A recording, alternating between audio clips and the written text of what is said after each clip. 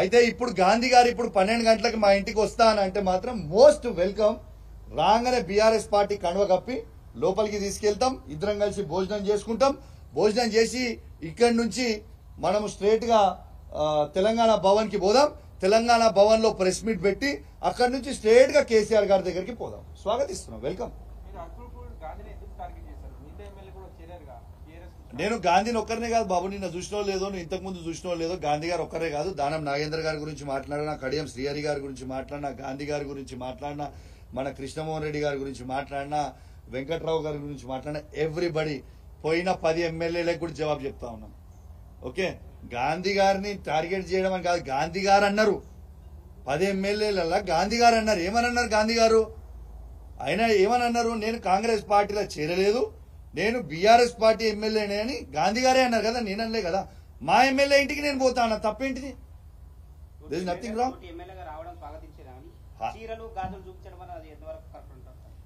ఈ సంస్కారం నేను నేర్పలే. ఈ సంస్కారం ఈ రాష్ట్ర ముఖ్యమంత్రి అయిన రేవంత్ రెడ్డి గారు నేర్పిరు. అదే కరెక్ట్ అని నేను అనుకున్నా. రేవంత్ రెడ్డి గారు కూడా మా కేటీఆర్ గారిని అన్నారు కదా, చీరలు కట్టుకొని, చీర కట్టుకొని, గాజులు వేసుకొని ఆడ బస్ ఎక్కువ అని అన్నది రేవంత్ రెడ్డి గారు కాదా? మరి రేవంత్ రెడ్డి గారే మాట్లాడుతున్నప్పుడు, ఈ రాష్ట్ర ముఖ్యమంత్రి కాన్స్టిట్యూషన్ హెడ్ అన్నప్పుడు, గవర్నర్ తర్వాత తనే కాబట్టి తను మాట్లాడినప్పుడు అదే కరెక్ట్ అన్నా కనిపించింది. ఆయన నేర్పించిన సంస్కారం ఇది, నేను నేర్చిన సంస్కారం కాదు. దిస్ ఇస్ రేవంత్ రెడ్డి గారు నేర్పించిన సంస్కారం.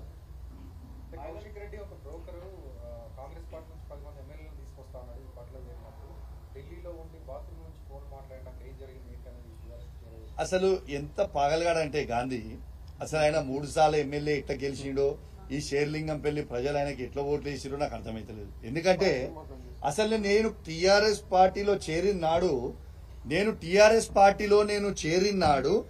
గాంధీ గారికి తెలియదు ఏంటంటే కాంగ్రెస్ పార్టీలో ఉన్నదే 5 ఎమ్మెల్యేలు.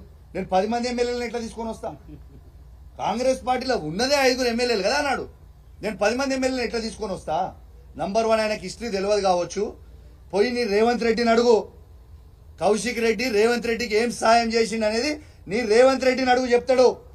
నీ రేవంత్ రెడ్డి పిసిసి ప్రెసిడెంట్ ఎట్లయిండో నీ రేవంత్ రెడ్డిని అడుగు, ఒక్కసారి చెప్తాడు. నీకు తెలియదు, ఎందుకంటే నువ్వు ఇక్కడోని కాదు కదా, ఎక్కడి నుంచి వచ్చినోని కదా.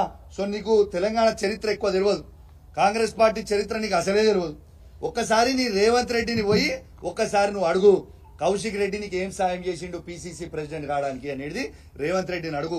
నేను కాంగ్రెస్ పార్టీకి మోసం చేయలేదు.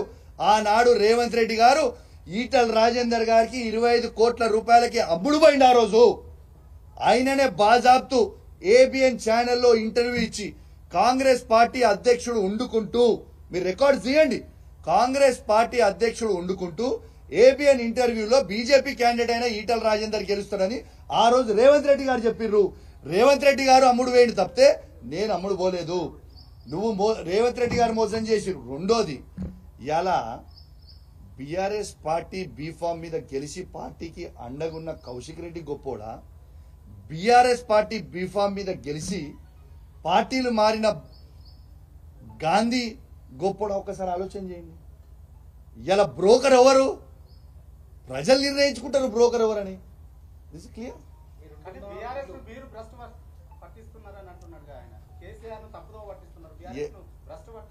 ఏ యాంగిల్ నేను భ్రష్టు పట్టించినా కూడా చెప్పాలి కదా. నేను దమ్మున్నోని కేసీఆర్ గారి అండదండతోని, ఇంతకుముందు చెప్పిన నరసింగ్ గారు, కేసీఆర్ గారి అండదండతోని, బీఆర్ఎస్ కార్యకర్తల అండదండతోని ఇవాళ సీఎం క్యాండిడేట్ అయినా అన్న ఈటల రాజేందర్ గారిని 100 కిలోమీటర్ల లోపల బొందబెట్టి ఎమ్మెల్యేగా గెలిచినోడు భ్రష్టు ఎట్లా పట్టించినట్టయా? తిరిగి బీఆర్ఎస్ పార్టీ జెండా హుజురాబాద్ లో నేను ఎగిరేసిన. ఇలా పార్టీని భ్రష్టు పట్టియాలని వీళ్ళు అనుకుంటున్నారు. మీరేం ఫికర్ చేయకుర్రి. 5 ఏళ్ల తర్వాత కేసీఆర్ గారు ముఖ్యమంత్రి అవ్వుడు ఖాయం, మీ భర్తం పట్టుడు కూడా ఖాయం. రాసి పెట్టుకోరు మీరు అందరూ. ఇలా పోయిన వాళ్ళందరూ కూడా ఎవరిని కూడా ఉట్టిగా నిష్పెట్టం. ఏళ్ళతో అయిపోలే రాజకీయం. మీరు 4 ఏళ్ళు ఎంజాయ్ చేస్తారు కావచ్చు, కానీ 4 ఏళ్ల తర్వాత మాత్రం మీకు సినిమా ఉంటుంది, అంతైతే నేను గ్యారంటీ.